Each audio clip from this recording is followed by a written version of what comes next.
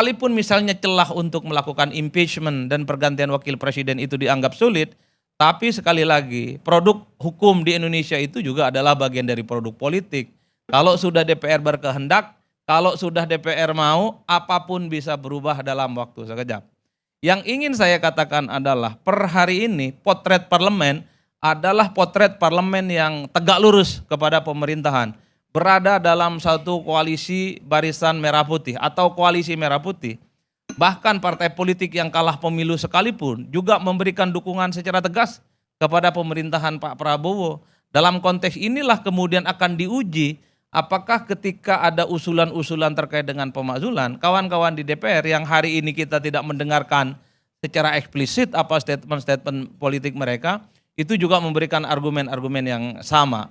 Karena dulu waktu ada kasus Senturi, saya kira tim Was Senturi saat itu satu persatu ngomong soal kemungkinan akan menggulirkan misalnya hak angket ataupun pemakzulan. Per hari ini kita tidak pernah mendengar satupun ada anggota dewan di DPR yang mewakili partai-partai yang bicara soal mereka akan melakukan usulan terkait dengan pemakzulan. Satu persatu kita dengarkan argumen mereka sangat normatif. Ini bagian dari aspirasi, ini akan dibahas di pimpinan dan komisi, dan mungkin juga akan dibawa paripurna dan seterusnya dan seterusnya. Tak ada satupun yang secara eksplisit misalnya, secara gestur politik akan ada gerakan-gerakan di parlemen yang mencoba untuk mengusulkan bagaimana pemakzulan itu dianggap bagian dari hak ataupun inisiatif dari DPR. Ini yang mungkin untuk beberapa fase-fase yang akan datang sangat layak untuk kita tunggu. Apakah di tengah konfigurasi politik hari ini masih ada partai politik ataupun anggota dewan yang speak up secara lantang menyambut usulan dan partisipasi ataupun usulan yang disampaikan oleh Forum Purnawirawan Prajurit TNI soal pemakzulan wakil presiden. Karena tanpa itu semua ya saya kira usulan pemakzulan ini hanya akan menyasar ruang kosong dan tidak akan yang prinsip. Oleh karena itu, kalau melihat politik parlemen, bagi saya sangat layak untuk kita tunggu.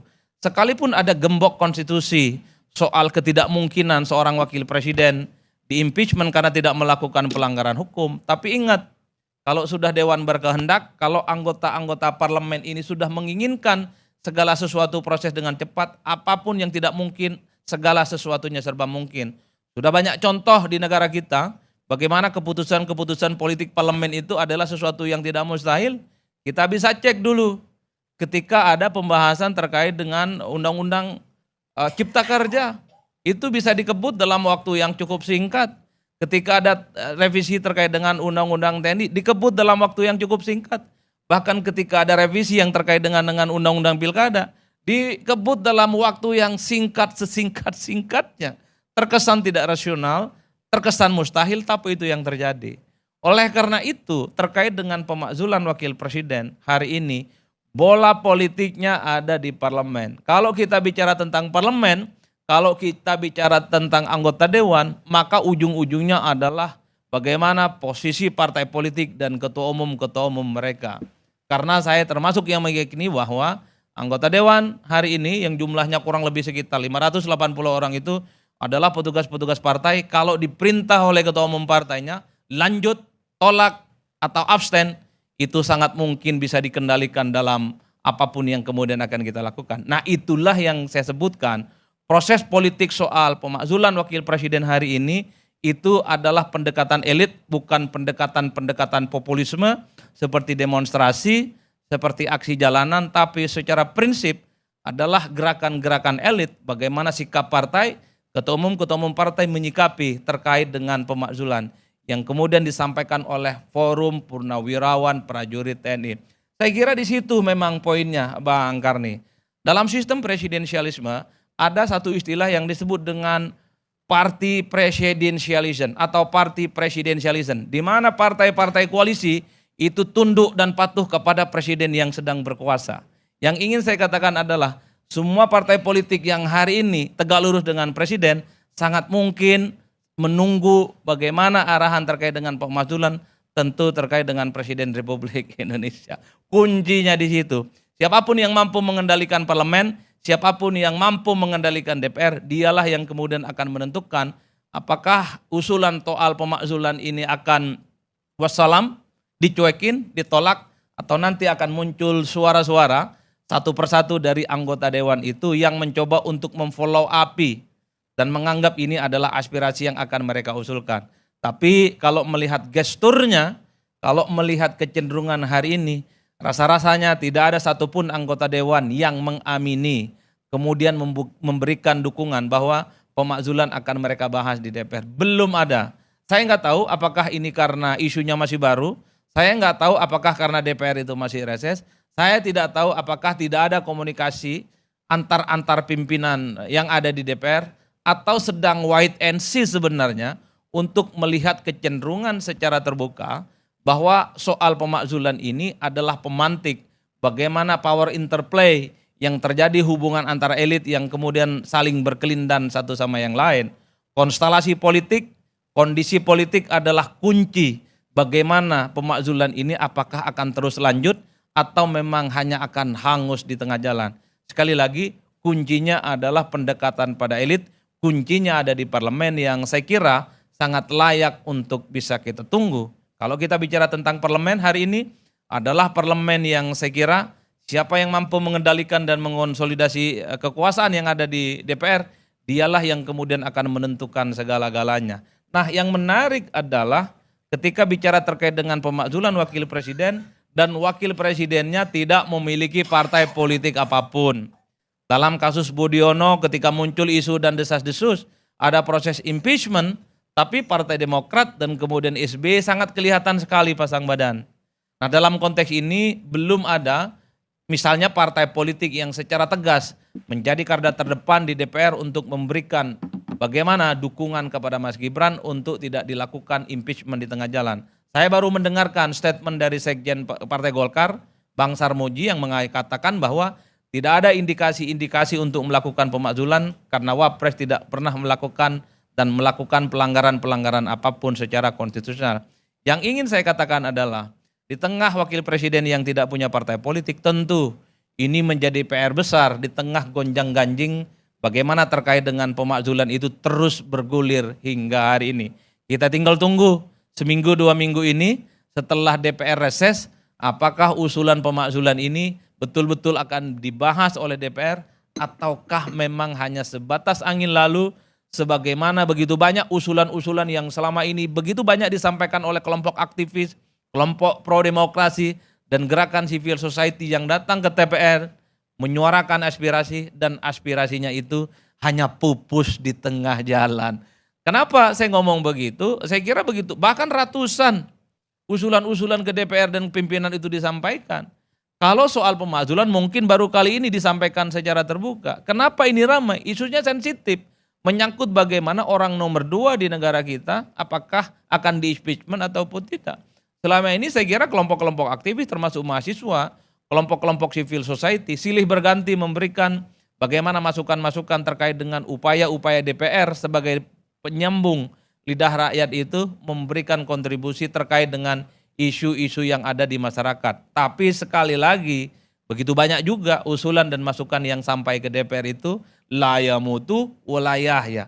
Tidak jelas nasibnya, tidak jelas kemudian sikapnya. Dan seringkali DPR itu tidak menyampaikan apa yang diaspirasikan oleh masyarakat. Yang ingin saya katakan adalah apakah usulan terkait dengan pemakzulan ini akan nasibnya sama dengan usulan-usulan sebelumnya yang disampaikan ke DPR, ataukah ada pihak-pihak yang sebenarnya mau mencoba bagaimana persoalan pemakzulan ini bisa dijadikan sebagai trigger untuk melihat konstelasi yang berkembang, bagaimana hubungan antara elit, bagaimana antar hubungan kelompok-kelompok kepentingan yang ada di negara kita, khususnya yang ada di parlemen. Itulah yang saya sebut Bang Karni, kita sangat layak untuk menunggu bagaimana sikap politik parlemen.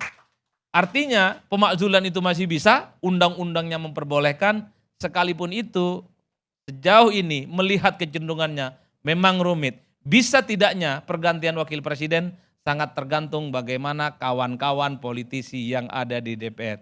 Saya kira di situ, terima kasih. Wassalamualaikum warahmatullahi wabarakatuh. Iya, menarik sekali membahas soal tuntutan dari para purnawirawan TNI dengan berbagai pangkat macam-macam ya. ada ratusan jenderal, ada sekian-sekian pangkat lainnya.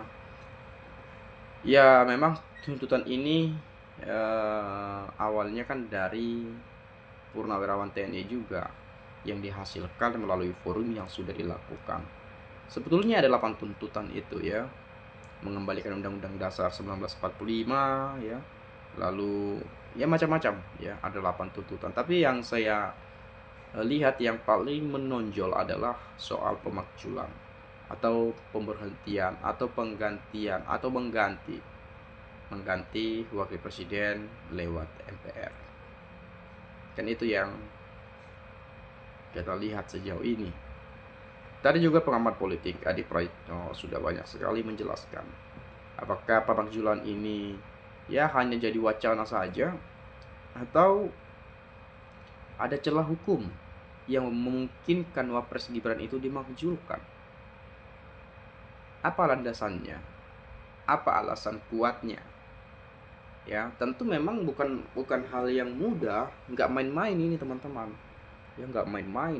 Oh, makzulkan gantikan. Siapa yang gantiin misalnya? Apa alasannya? Apa celah hukumnya? Apa buktinya? Dan seterusnya kan pasti banyak gitu ya. Tapi ya rasa-rasanya saya juga sudah banyak sekali dalam membahas ini. Nanti ya teman-teman bolehlah nanti dicek juga video-video saya yang sudah saya upload ya. Nah, di sini saya coba lihat ya, bukan semua purnawirawan TNI yang punya rencana memakzulkan Wapres, tetapi hanya beberapa segelintir saja. Ya itu tadi, makanya ini menjadi sebuah pro dan kontra. Ada yang mendukung pemakzulan dan ada yang tidak mendukung pemakzulan itu dilakukan. Ya sah-sah saja dalam negara yang berdemokrasi, yaitu pendapat mereka yang disuarakan. Ya it's okay, sah-sah saja. Ya terlepas nanti ini sekarang kan sudah masuk ke DPR. Terlepas nanti DPR setuju atau menganggap itu penting, ya lalu dilakukan rapat pimpinan. Lalu nanti terjadilah proses dan seterusnya sampai nanti menuai keputusan hasil atau membuat keputusan hasil akhirnya bagaimana nanti akan disampaikan ke rakyat Indonesia, kan seperti itu ya. Ada juga mengatakan ini kelompok-kelompok sakit hati, kelompok kalah pilpres belum move on dan lain sebagainya. Banyak sekali yang menyampaikan hal-hal seperti itu juga. Nah kemudian meskipun saya nggak dukung Gibran selama menjadi wapres, dia itu pernah salah apa, melanggar apa, kok mau dimakzulkan? Sudahlah, kalau para politikus yang dibahas dan otaknya cuma diisi dengan iri dan ingin berkuasa, mau dibawa kemana bangsa ini? Ya, di mana bangsa-bangsa lain sudah memikirkan dan mencapai kemajuan teknologi di segala bidang. Kita cuma bahas kekuasaan dan kekuasaan. Itu Indonesia memang seperti itu. Tiap hari, tiap minggu, tiap detik, tiap jam. Ada aja persoalan. Yang dipersoalkan pun soal ijazah, soal jabatan, soal pernyataan si A, pernyataan si B, gestur si A, si B. Ya gitu-gitu aja di Indonesia terus menerus. Di luar negeri udah pada bahas teknologi biar bisa begini, biar bisa begitu. Indonesia makanya sangat disayangkan sekali, kapan Indonesia ini maju. Ada sebagian mengatakan daripada bahas atau daripada melakukan tuntutan pemakzulan, mendingan ya desak undang-undang perampasan aset dan lain sebagainya.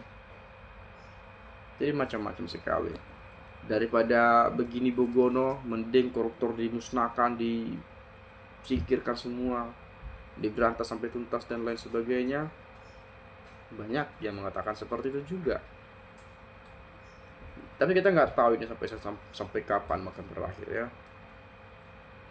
Kemudian pemakzulan Gibran, uang kelompok pendengki mimpi siang bolong, tong kosong bermuji nyaring, ya. Katak merindukan bulan hanya segelintir, ya. Uang nggak jelas, sedangkan Prabowo Gibran dipilih ratusan juta, ya. Dor maba mungkin apa ini beda bila kecuali Gibran melanggar celah korupsi dan lain-lain, pemakzulan uang ngedabrus Wong mimpi yo ora popi mimpi ketuduran, wong liling pikirannya wis ya. Kita jadi tahu otaknya oknum jenderal kalau prajurit pensiun jadi apa nih? Saya nggak jelas banget baca komentar ini ya. Sibuk ngurusin Mas Gibran terus, muak dengarnya. Yang korup itu urusin, Mas Gibran dipilih rakyat. Nah itu juga tadi makanya ada kan respon Pak Jokowi, itu kan sepasang, sepaket gitu ya. Memang benar-benar dipilih langsung oleh rakyat melalui pemilihan umum yang diselenggarakan oleh KPU. Rakyat yang memilih. Jadi kalaupun dia mau dimajukan, mau digantikan, nanti rakyat yang memilih nggak terima bagaimana? Belum nanti muncul lagi keributan, muncul lagi ini tuh, aduh macam-macam. Ya mungkin itu saja lah ya. Kalau teman-teman nanti ada pendapat lain silahkan sampaikan di komentar ini saja. Terima kasih, saya ucapkan sekali lagi salam inspirasi, salam NKRI harga mati.